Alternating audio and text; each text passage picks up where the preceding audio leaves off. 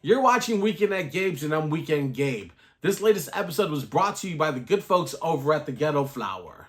Use our code W@G for an exclusive 15% discount when visiting their site. Tell them I sent you. Now enjoy the show. Listen, he's in very rare company because not that many people ever come back to the show once they jump on once. And Are you saying we're one-hit wonders pretty much across the board? Anyway. But it's a pleasure to introduce back Tim Barnes to the Weekend at Gabe show. Yes, how are you? Thank you for having me. I'm doing well. I love the name of your sponsor, Ghetto Flower. I don't know if it's a band, if it's a podcast, if it's a strain of weed. It's a little bit of all of those things. It's actually it's a culture brand, I believe. Is okay. So it's got some tendrils in all of those spheres, like you say. Listen. But thank you so much for joining us, Tim. Man, I think it's been like a year since we last had you on. I don't want to think about time at all. Time has been too weird the past decade that it feels like it's been since the last time I was on the show. We didn't even have sound effects the last time you were on the show. No, we didn't. Our lighting wasn't as good. The backgrounds weren't as good. The quality, I mean, everything's better. We're like 2.0 right now. The opening segment was awesome. It's like you got this down to a science. You got a marquee behind you now. You got, It was always there. We're trying to get it was always there. Okay, but now it's you can see it. Yeah, you can see it. That helps. All right, we got a lot to get into, so we want to not try to waste any moments or seconds with you. So let's get into it. Last time we checked in with you, you had just joined the Jimmy Fallon show. Are you still with Jimmy Fallon? I'm no longer writing on the Jimmy Fallon show. It wasn't a big, I was working from my apartment, so I didn't storm out of my apartment in a huff saying I quit. But, you didn't light a bag of poop on fire and put it in 30 Rock? No, that was the thing. I was working there during the pandemic from my apartment, so I never set foot in 30 That Rock. was going to be my follow-up question. It was like, did you ever even just get a tour? No. I've been there to hang out with some friends who write for Saturday Night Live. I've been there for that, but I've never been there for that job. I've never met like most of my coworkers there. I never met Jimmy in person. So it was a very surreal Twilight Zone kind of experience. And I left that to start writing for this new sitcom at Nickelodeon called Warped, which is a great show. It's about these teenagers working in a comic book store. And in between that, most recently I have this new cartoon out, this 3-episode web series through Comedy Central called Maurice on Mars. So just staying busy, staying nerdy, have a Star Wars podcast that I co-host with these comedians, Jim Fagan and Greg Iwinski. So I can just keep rambling if you want. It's actually we're going to get into all kinds of Star Wars things. But I can't tell you how much joy I get out of watching the clips of that podcast. It is spectacular. The level of detail that you guys get through. Absolutely. But before we get to a galaxy far, far away, let's talk about Maurice on Mars for a second. Okay. Because you are, obviously familiar with a writing room. Yes. And that is something that you do. But voice acting, for me at least, from the outside looking in, seems like a new thing for you. Was that sort of tough to take? To put yourself into it. Yeah, it was. It's one of those things where, the character Maurice kind of looks like me. I ended up being the voice of the character, and outside of doing podcasts and stuff, I never. I'll put it this way. When I was in Chicago and pursuing comedy for the first time, I remember taking some sketch and improv classes. And the reason I was so bad at improv was because I could never be the character that the moment needed. I was always just me in whatever crazy scenario it was. Like I could tell that this scene needs a peacock to walk on stage. And I was like, I recognize that, but it's not me. I'm not going to do that. So it was a bit of a challenge because I was trying to figure out what makes Maurice different from myself. Maurice is a younger person than I am. Maurice is so there's that youthful glow, but he's also in a way a little more jaded than I am in real life as well. So it was a lot of different things to figure out. me being the voice of the character, it's hard for me to say whether it was a success or not. I hope that it was. I don't want to be that kind of like, and then I did an amazing job. But the other voice actors that we got on were awesome. There's this SNL writer, Claire O'Kane, who plays Maurice's coworker at this coffee shop that's on Mars. Lori Beth Dinberg of All That fame voices his mean robot boss. So that was really fun to bring in some old Nickelodeon connections.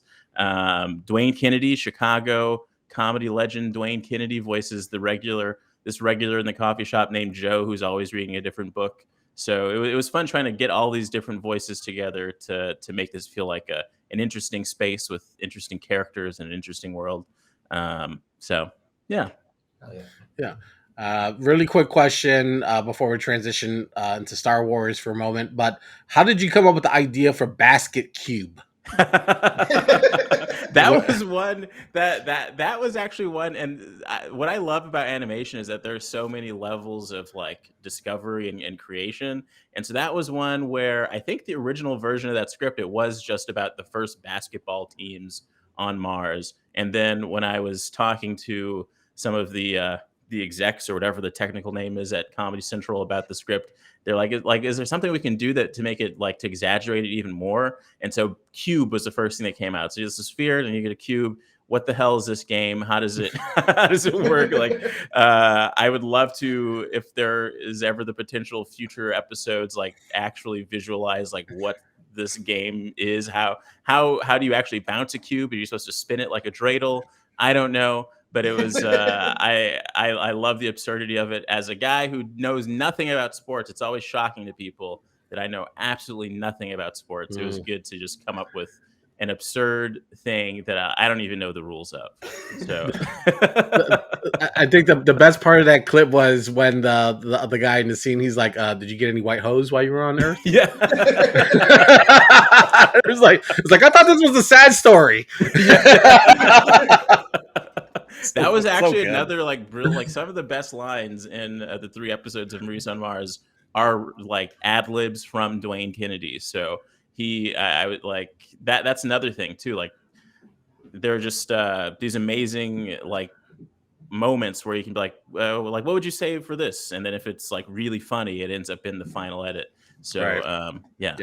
In the process there, are you guys in the room recording this together, or are you doing the remote thing as well? This was the remote thing. So I was still at the Tonight Show, I think, when I initially pitched this idea.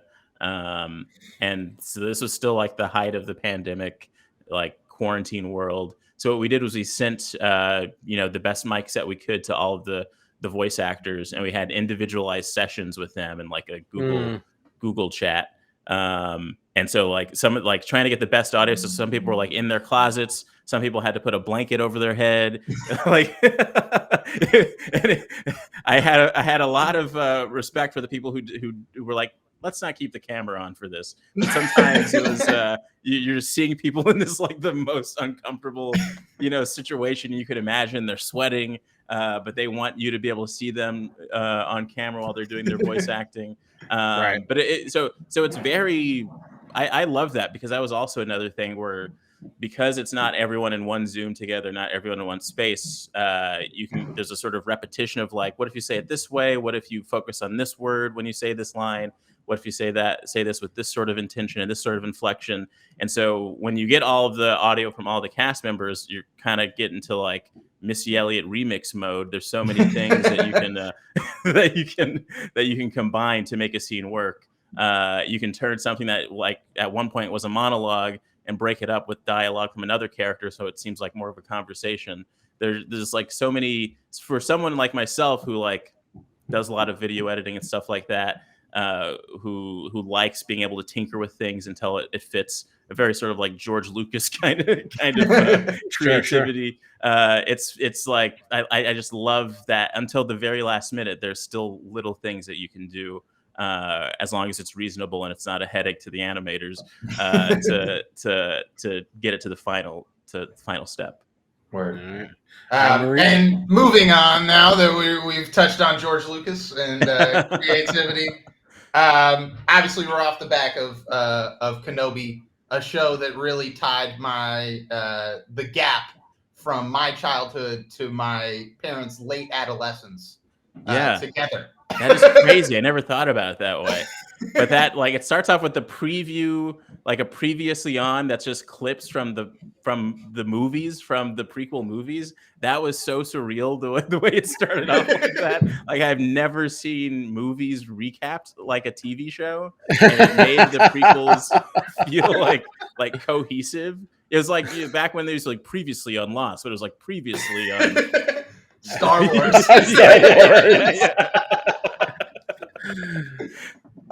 There are so many great things to talk about with the show, and a few near misses. I don't know if you agree with that, but we're going to get into all of them. But let's start with the newer characters that we get in this show. We get Reva McEntire. Let's start there. Let's start with Reva McEntire. Obviously, a lot of racist ass opinions about her character on Twitter.com. But how did you like Reva and her performance throughout? I really loved her, and I think it was one of those things where, with this just being 6 episodes and you having to wait a week to actually like invest and like get what the writers were trying to do by the end of it, it's one of those things where if this were to just come out in bulk, like all 6 episodes at once, I don't think that, I would hope at least, like, racists will still find a way to be racist. But there are so many things that you learn about this character along those 6 episodes that validate the things that people were like arguing about why this character doesn't work when they only saw her in 1 episode. So ultimately, I think like she's a great character and the arc is amazing. And what they do with Reva is oddly what I kind of hoped we would have gotten from Kylo Ren in the sequel trilogy, because this is the first time in the live action since, I think, where we see an evil character who goes through this arc of like seeking redemption and doesn't die at the end. Like with Darth Vader, this is Hitler. Darth Vader is like Darth Vader has done a lot of horrible things. You've seen him murder children, things like that. And so this whole thing that Star Wars has of like, well, he apologizes at the end that he died and that's okay. And then you get with Kylo Ren, baby Hitler Jr. He gets a kiss at the end before he takes off mortal coil. Yeah. So the idea of if Reva returns in a Obi-Wan season 2 or something like that we're going to see this evil character have to go through the difficult task of redemption, of seeking redemption, and having to deal with people who know that you've done all this horrible stuff. That's what excites me about this character, and I feel like that's something that's a little different than we've gotten from Star Wars in a long time. I fully agree with your point, but I think her ending, I have some issues with her ending. So we're going to get to that a little bit later. Another one of the newer characters, it's an old character to some, newer character to others. The Grand Inquisitor also caused a lot of issues on Twitter. Where do you fall on this? Have you watched Rebels? I have not watched Rebels. This is a big debate in Yub Nub, the Star Wars podcast that I co-host, because I have not watched many of the animated Star Wars products, and especially someone who just made an animated show. It feels like blasphemy, but it just right now it feels so daunting. There's so many of them. Right. And I know that people have these lists where you can avoid the ones where it's like Jar Jar adventures and stuff like that. But who would want to avoid those, Tim? Who would want to avoid those? And I feel like every time I see one, I do see a lot of interesting stuff. Like I randomly saw an episode of Clone Wars where Yoda starts hopping around in this metaphysical plane. And I was like, this is really trippy. I don't know when and where this takes place and what's happening. Right. So I just need to, and there's so many coming out. The Bad Batch season 1 finished, and there's another one coming out. So yeah.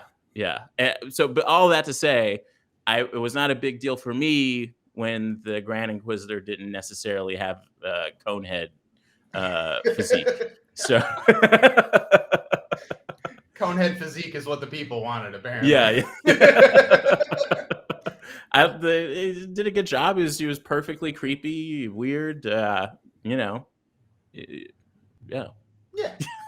I I agree mostly there. And I think I will say it's a new character because we really don't get much from these characters throughout. Because I as soon as Kenobi was done, I went and watched New Hope immediately. And Uncle Owen and Beru, who sort of get throughout the show just a deeper idea to their character in the first place. How did you feel about I forget the actor's name who plays Uncle Owen? Edgerton. Yeah, I think they did a good job. I didn't realize how much I wanted those characters to be fleshed out, and it was interesting. It was like surprising to know how badass Peru is, because all I remember is her she's like making a smoothie or something in A New Hope. She's and she has this she's like excited, I don't know how to describe like the original Aunt Beru, what is going on in her head while she's delivering these lines, but she's like smiling while she says, he just has too much of his father in him, and like I don't and then to know that she barely knows his father. These characters are the most screwed over characters in all of Star Wars, though, right? They only are connected to the Skywalkers through a second marriage that Uncle Owen's dad had. Like, what their actual connection to this kid is so far removed from everybody, and then they end up getting burnt to death.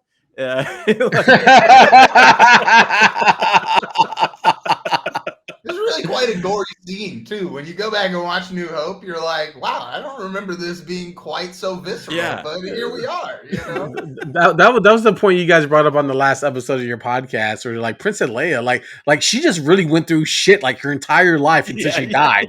Like there was like really never like a moment of joy. It was just like always some shit. It's like I think Star Wars just does a great job of dragging these characters through hell, and I'm like, So that brings us nicely to our next point, young Leia. The performance from young Leia, and the actor's name escapes me. I love it. The best child performance in all of Star Wars so far. Not to like rank any of them. Now that you say that, I think that is categorically true. Like young Anakin. You guys didn't like him in episode? No. Really? Wow. He's pretty terrible. Gabe. Yeah, and I don't know how much of it is the actor. I don't want to say that his acting was. There's a lot that he had to deal with in that movie. Like, that's a very confusing movie. He's a 10-year-old talking to a 20-year-old that he's gonna marry. Like, there's a. Wait, this is not common for you in America? I'm sorry. What? This is confusing. Oh, okay. He's a slave, but he's kind of happy about it. Like, there's a lot.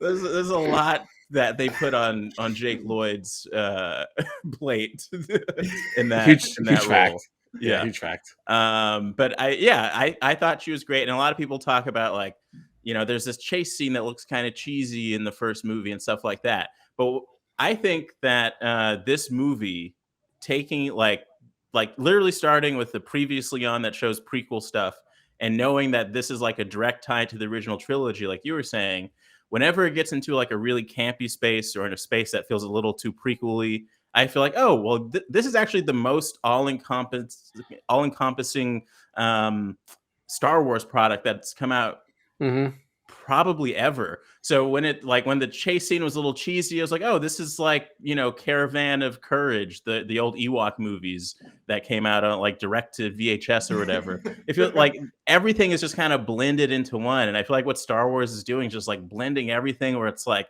it doesn't matter if it's a CG show or if it's a live action show or if it's a movie, like it's all just going to be this big mush where it doesn't matter if like you see, someone who's clearly a CGI Grand Moff Tarkin talking to Roger Rabbit, or it's right. All just like it's just like melting our brains where like everything is like fine, and the only thing to really critique is like the story, essentially. I feel like, because the generation of people who see no fault at all in the prequels, I don't understand that mindset.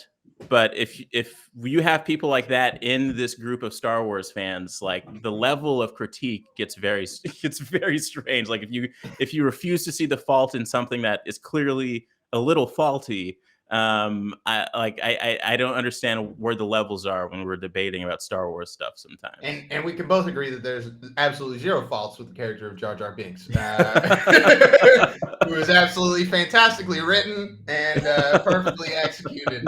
He was a pioneer. He really was, though. He really was. That's what I think about with Jar Jar Binks is that it's odd.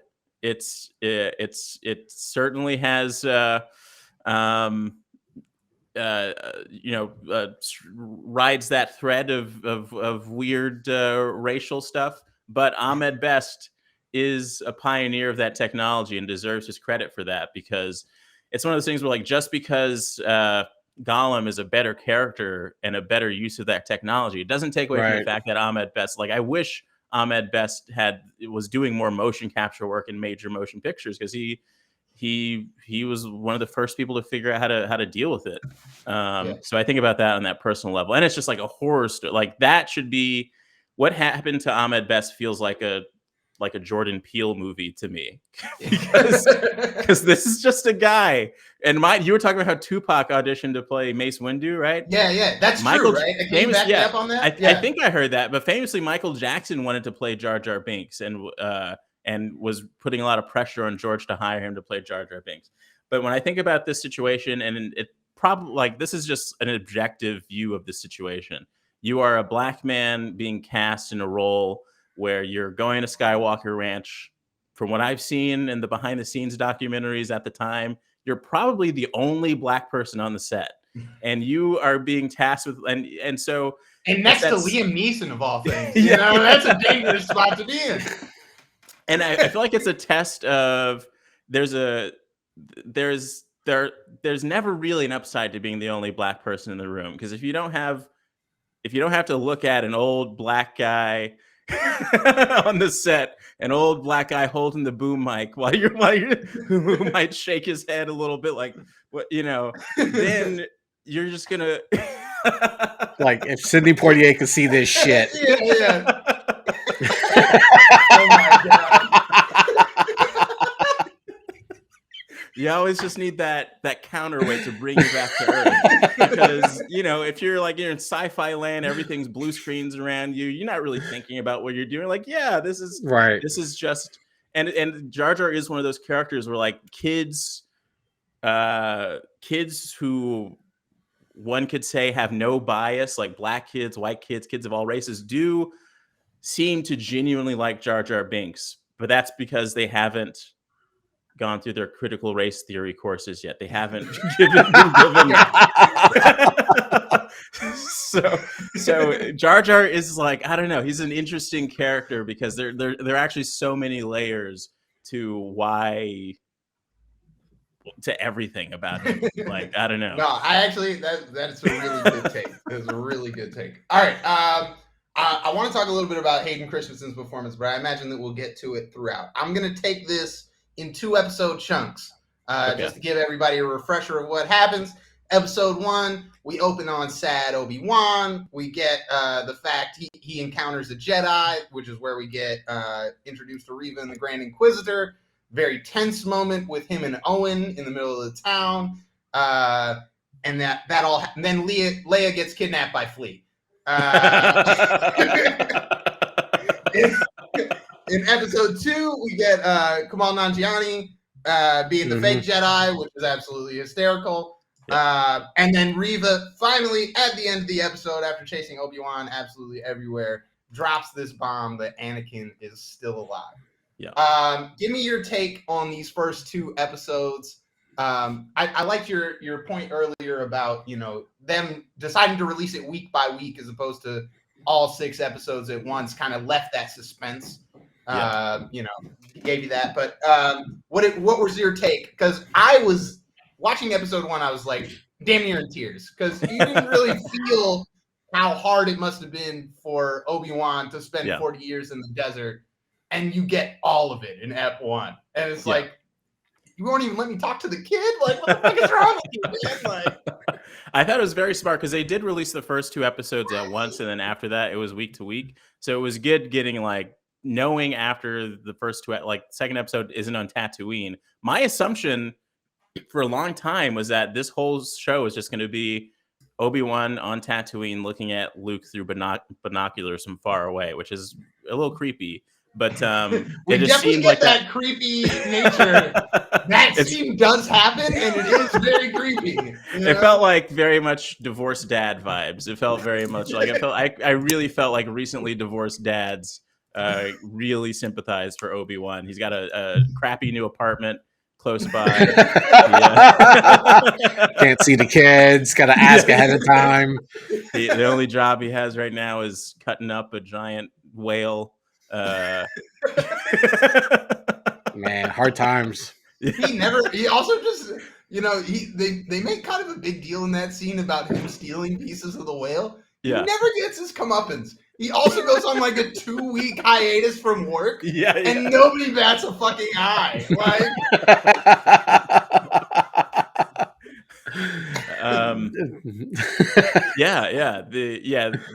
The first episode, it was like I had no idea. I forgot how shocking it was to me at the time, the reveal that Leia was even a part of the show. And so that really blew me away. And it felt like overall, I feel like we're getting actual interesting character development for Leia overall. Probably in some ways, it feels like more than we got in any of the movies. And by proxy, Alderaan as well. Yeah. Which gets almost no backstory. I know. Right. Yeah, like we actually know how to empathize with Leia when she sees it get blown up. And it does a lot more for me. Like watching New Hope back after watching the episode 1 of it, and like seeing her watch her planet explode. This is bigger gravitas. She's like, those are my people. It's gone. It's still crazy to me that Darth Vader tortures his daughter in A New Hope. Darth Vader. And at no point he's like, oh, this one's force sensitive. I think there's still going to be some explaining to do at some point for some little things. But yeah, I like those 2 episodes. I really like the second episode where the sort of like thriller stuck on a planet with no internet situation.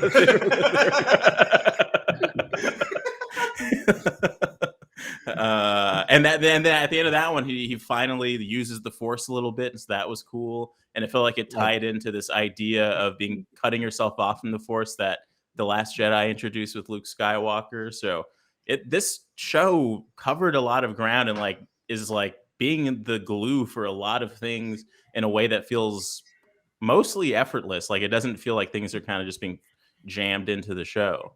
Yeah, I totally agree. And I had something else to say, but I forgot what it was. So yeah, let's move on. Episode 3 and 4. Episode 3, a favorite of mine. Yes, we get Obi-Wan Kenobi toast. That happens. He gets dragged, literally. But as me and Gabe were also talking about in episode 3, obviously we get introduced to Tala and the Path. But Darth Vader kills like 5 people.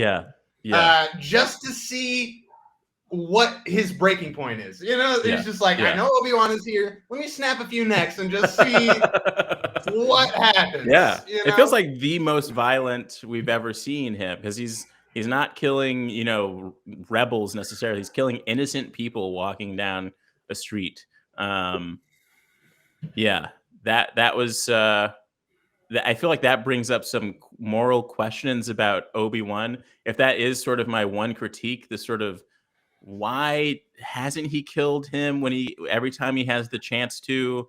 Right. Yeah. Because it advances the plot, Jim. That's what it is.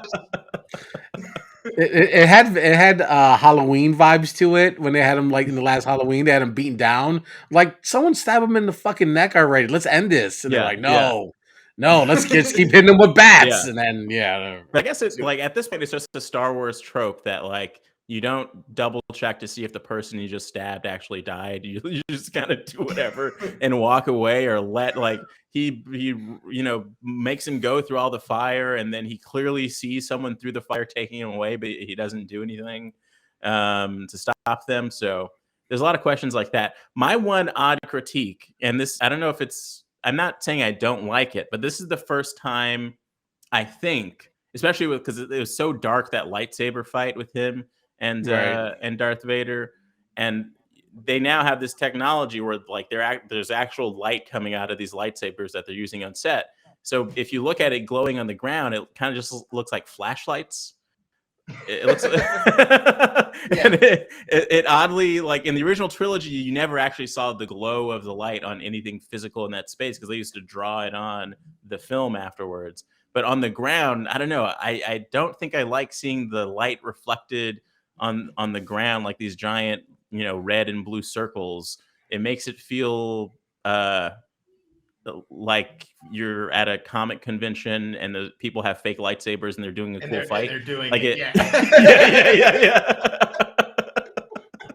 I haven't heard anyone else have that complaint, but it's just something that throws me off because it's just something I have to get used to going forward. I agree. I also think that they, like, at times during the show they kind of relied on that too much as a source of light, like especially in that last fight with Vader.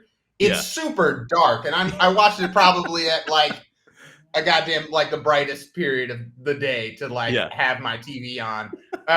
But yeah, no, I had to like physically change the settings on my TV because I'm like, I can't see a fucking thing. It's just like all I get is red, blue, and then fucking, it's that Game of Thrones. Like, that's it. It's not as bad as that Game of Thrones episode that was all the way in the fucking dark. Was terrible. It was comparable. It was like it's close. It's close.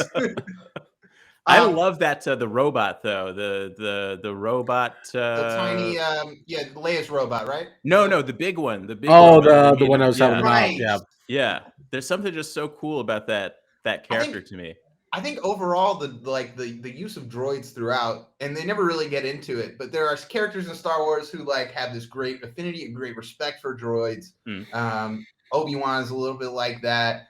Anakin's certainly like that in his younger years.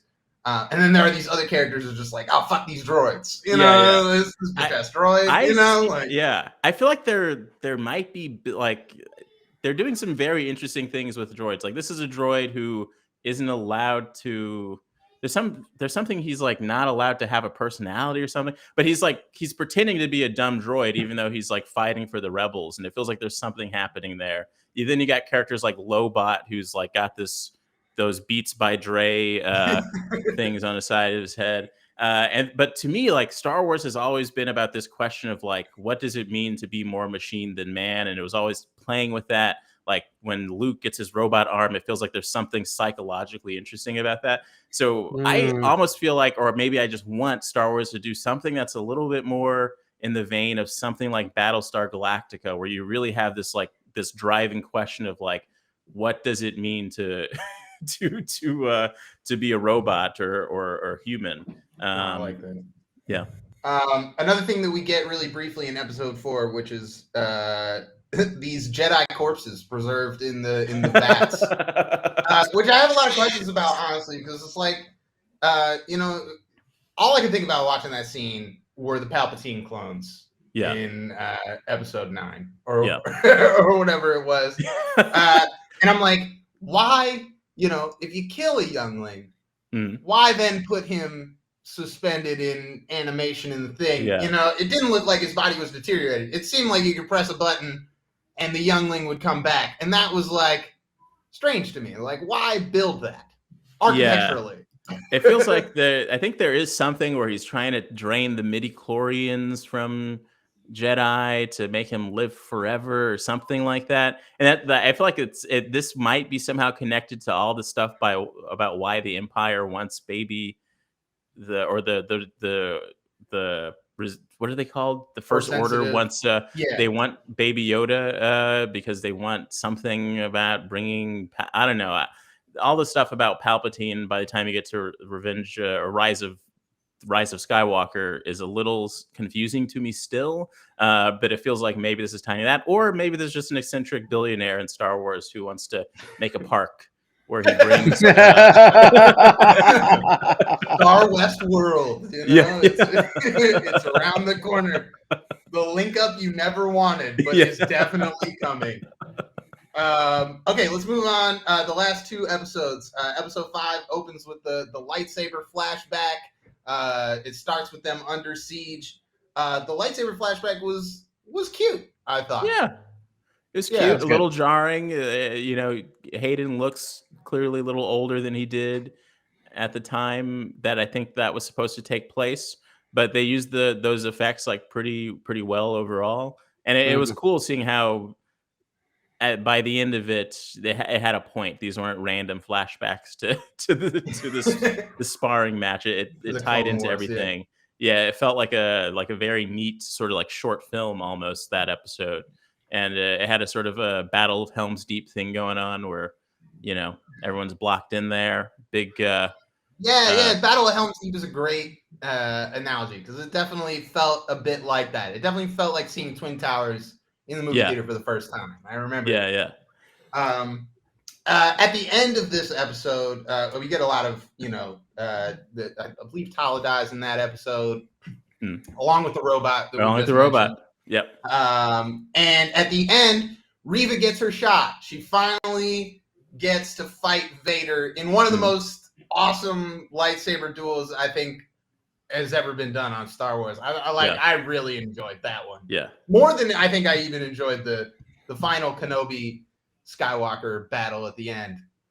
How did you feel about Reva just taking one where Qui-Gon took one, and for the second time too? Yeah, and this is not the first time. Yeah, yeah. There's something convenient about it, but at this point, it's like there's no reason to complain about it because this kind of thing is going to keep happening forever in this franchise. But that fight sequence was really cool because I felt like it overall kind of like highlighted something about Darth Vader that is pretty specific. Because I never really think about Darth Vader having a specific fighting style, but knowing that this idea that he only ignites his lightsaber to people that he feel are worthy, and that he has like so much capability. Like right before that fight, he rips this ship apart. That's about I almost felt like, what is going, like, where did that come from? Like, what? I couldn't believe what I was watching when that happened. I'm still kind of like in awe of that. So you do all that, but you can't, just chop her head off or something. Right. It feels like he could just stop someone's heart whenever he doesn't even have to go through anything to kill people. I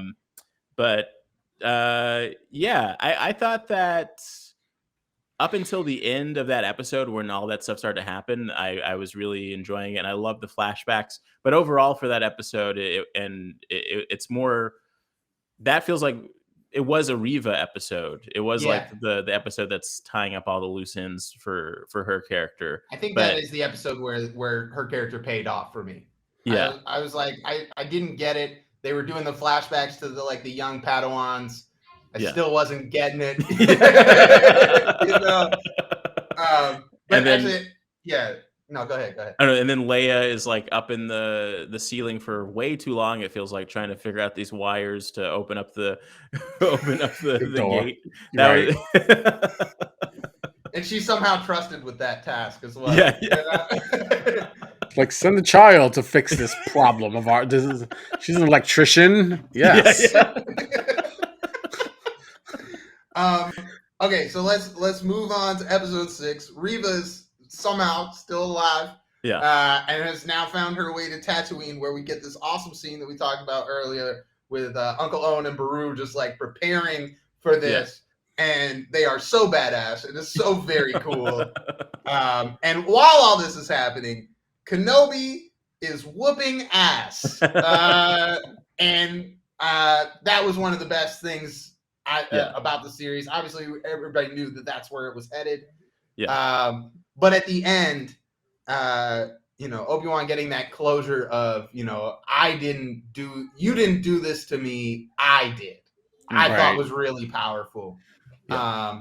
And really going back then and watching New Hope afterwards really sort of informs Alec Guinness's performance a little bit, Yeah. You can see when they board the Death Star, that he's like just these little things about Alec Guinness's performance, and you're like, oh, like I get it now, you know, like because before it was like after watching episode 3 and then going to episode 4, it's like, why isn't he angrier? You know, why isn't he more emotional about this? You know, yeah.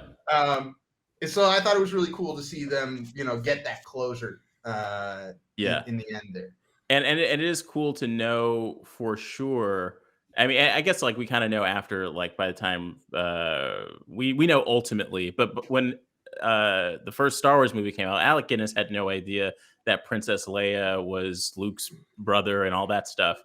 But what makes that fight so fun in A New Hope is this idea that he's fighting Darth Vader, and then he looks over to the left or whatever, and he sees these two twins reunited for the first time, and he knows that he like ultimately has like he still has a one up on Darth he's like, Vader. Checkmate, Yeah.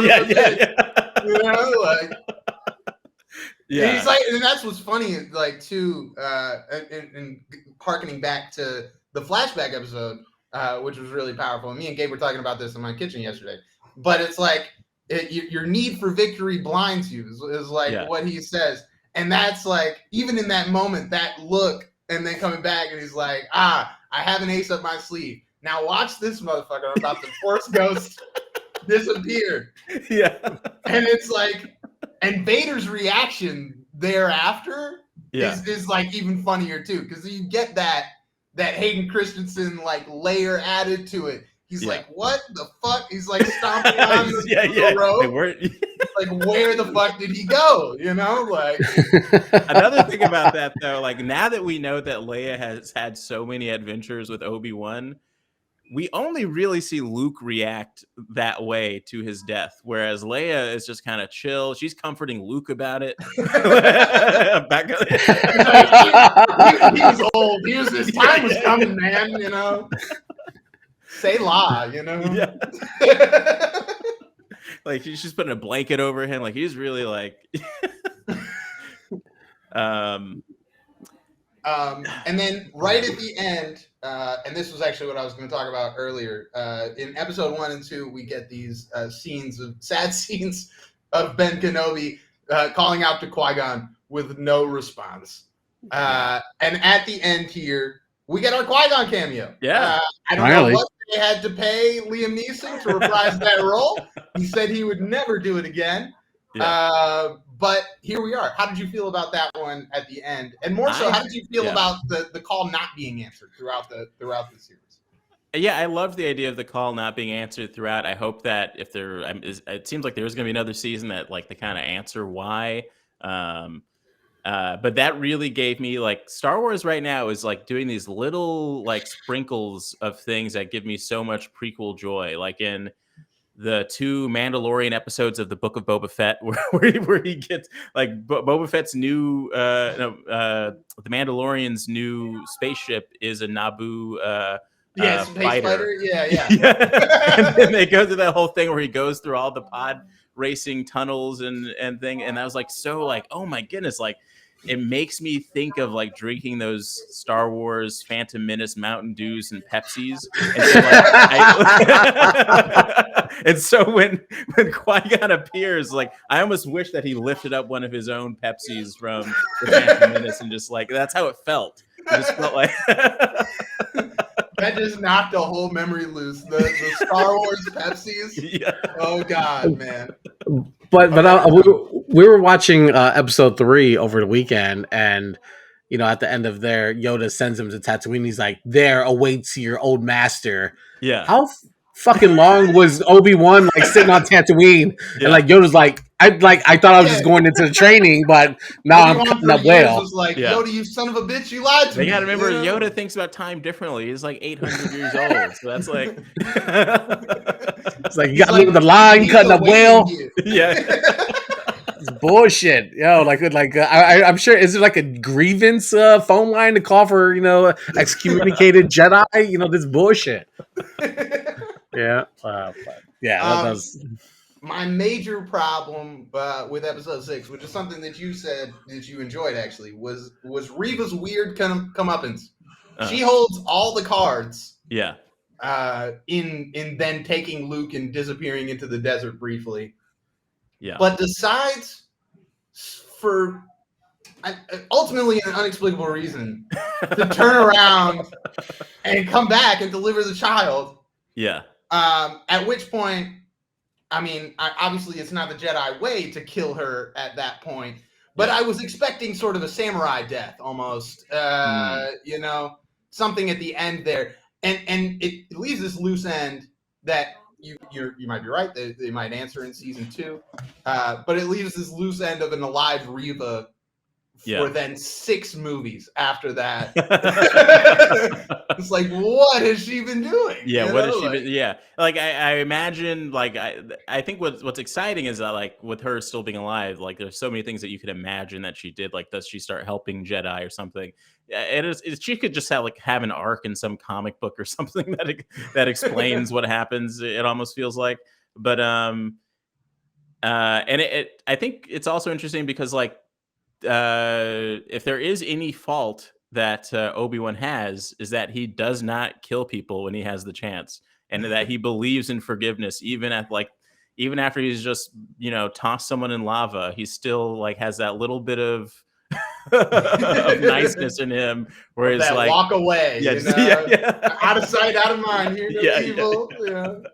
So it ties into that, and then it actually feels like one of the first examples of just like a truly noble thing I've seen a Jedi do in a way. Like it's actually like a little powerful, because like those are the toughest decisions that people have to make, and like, you know, it just ties into that sort of death penalty conversation that we all always have. Like, some family members of people who go through like these intense tragedies decide to extend grace towards the people who do these things, and it made me think of that, because oddly this whole show, like from the get-go, tied into things that they likely never expected would be in the zeitgeist. But there were the shootings at the school in Texas right before those episodes came out, and so starting this show out with disclaimer, with Anakin, you know, going into the Jedi Academy to do all that was like, I don't know, it felt like emotionally and psychologically, like it was oddly connected to all of that.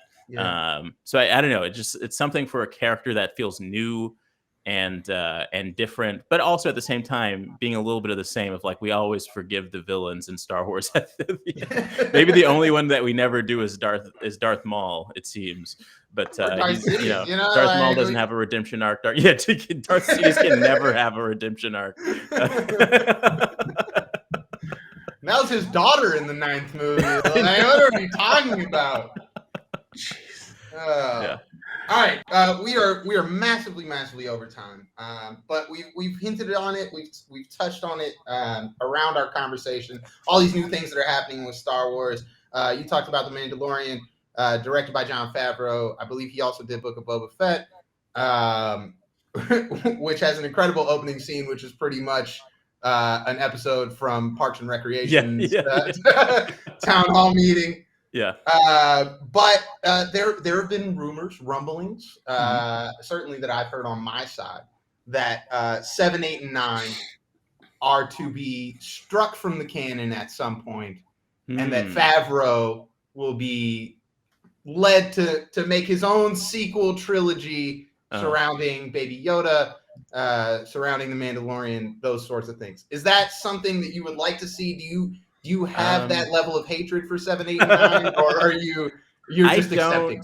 I don't think it will happen, because I also think, if anything, after the Disney acquisition, it felt like there was an opportunity for the new Star Wars to ignore the prequel movies. But now we're at or like today, like maybe we'll remake the prequels or something. Yeah. But now I've been talking about this whole time, we have prequel recaps where we show footage from it, and we're it feels like they're all in on like connecting all the dots. There's like all these comic books and great books coming out that are connecting the dots in a way that's better than how the sequel trilogy managed to explain everything. Like what you're saying, it turns out, I don't know if you know this, that Rey is not technically Emperor Palpatine's granddaughter per se.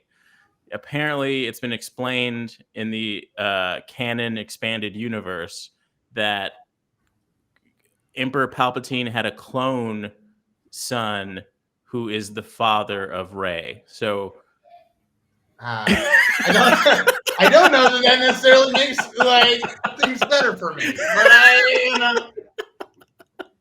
hear your point. I definitely yeah. So it feels like they already have so many spinning wheels like that are invested in explaining the new trilogy. But I think Baby Yoda is the most brilliant thing that Jon Favreau brought to Star Wars, because this is a baby Yoda, a baby. This character can live until he's like 1,000. So for the rest of all known Star Wars, there will we will likely see Baby Yoda grow old. We will never see a death scene with Baby Yoda in our lifetime. Let's put it that way. Yeah. Fuck me. Before we get out of here, really quick question that I had. Do you think that we'll see a Star Wars film released to the theater? Because it seems like there's a lot of success for the Star Wars franchise in this capacity, this TV, the anime. It seems like it's grown longer legs than it did with the release of the sequels through Disney. This seems to be more in line to a better presentation of the characters instead of trying to jam all the storylines into 3 hours. This seems to work a lot better. I hope that they figure out how to make I think they do have to maybe like spiral away from focusing on the Skywalkers in the movies and focusing on legacy characters, like really try something new. But that's also a very scary thing, because this is a major franchise and you don't want to do something so new with so many new characters that doesn't do well. It is scary. And I think what could always Baby Jar Jar, let's find him. I think why the TV shows have been so successful is because there is a little bit more of an opportunity for risk. If someone doesn't like one episode of a show, there's more episodes. If someone doesn't like one show, there's other shows. And whereas when you're making a movie, especially a big budget movie where it's not just America, it's the globe. You're trying to appease people in China. You're trying to appease people here. You're trying to appease people in the American South and in the East Coast. Like there's a lot. Which is actually just as big of a gap. Yeah. Continental United States to China. Yeah. It's like too. I felt like I could see studio interference in the story structure of the sequel trilogy. And it's also just a difference of like, this is the first time the franchise hasn't had a pope. This is the first time it hasn't been filtered through one person, that is George Lucas. So I think we experienced the growing pains of Star Wars with the new trilogy. There's a lot to love about them. Ultimately, I feel like they did Finn a little dirty. That's my one major complaint about the sequel trilogy. Yeah. He's the most interesting character in Star Wars to me, and I kind of learned nothing about him by the end of the movies, at least. Right. They sent him off on all the side quests. If it was a video game, they were like, "Here, I'm going to do the main storyline, and you go find every hidden flag around the game, please." Yeah, there's so much mystery about like who are his parents, what was it like, becoming a stormtrooper. Apparently, he has the Force. That's the secret. That's what they say. The secret that he kept trying to tell Rey in that last movie was, to me, the fact that trilogy, not that I think there has to be romance in a big franchise, but that trilogy ends with a platonic hug between all of the core characters who have had who have just kind of had no emotional journey together. Right. Like the ending of that trilogy is just like, the most exciting thing about it is the first gay kiss. You know what I mean? Like everything else is just like, oh, we killed the Emperor again. Again. Hey, I just want to know that this would have been a really short, Emperor story, because if Tupac had indeed played Mace Windu, he's not letting the Emperor get out of that room. That's I love sure. this idea of Mace Windu being the Tupac of Star Wars, meaning everyone has heard that Mace Windu died, but people always have Mace Windu sightings, and everyone's and he's always somehow releasing a new record. In Barbados. The Star Wars galaxy. Instead of trying to sell Obi-Wan death sticks, you want this Mace Windu burn CD, unreleased tracks. Murder Mace coming to a theater near you. You don't want to sell me Mace Windu bootleg records. You need to go home. Man, incredible! Thank you so much for this was super fun. And, thanks for having me nerding on. out with us. We have gone far over I love time. all your Star Wars books in the background there, Gabe. That gave me flashbacks. There's more. I brought my tiny Vader Pez, Nice. but he's been hanging out in the corner and hardly visible unless I do something like this. But nonetheless, an absolute pleasure to have you on the show again. Maurice on Mars. Everyone go check it out. Go on YouTube, part of Comedy Central's web series online. So it's fantastic, super funny. A lot of great things going on. We wish you that they give you more episodes so you can continue on that journey. Thank you. I appreciate it. All right, much. All right, well, Tim, if you want to wait in the green room and watch our new segment, we welcome you to do that. All right. Yeah, I will. All right, sounds good. Thank you, Tim, for joining. Tim Barnes here on Weekend at Gabe. We went overtime. Yeah. We're cool with it, man. It's we're about to go way more overtime. To be fair, we're definitely going to go overtime, but it's all necessary. We had to talk about all those things. We really have Tim Barnes on the show for like 4 days, and I cannot stress this enough to people. Go check out that Yup Nub podcast because it's absolutely it's so funny. If you like what you heard tonight, please head over there. They are so good at what they do, and it satisfies the nerd in me very, very much. Thank you for watching the latest episode of Weekend at Games on YouTube, brought to you by the Ghetto Flower. Make sure to also click on the links in the description for more information to our guests and access to exclusive new music from the Ghetto Flower and so much more. Make sure to also like and subscribe to the show, and also continue to share, support, and show love by clicking on any of the links surrounding my head. Thanks for watching.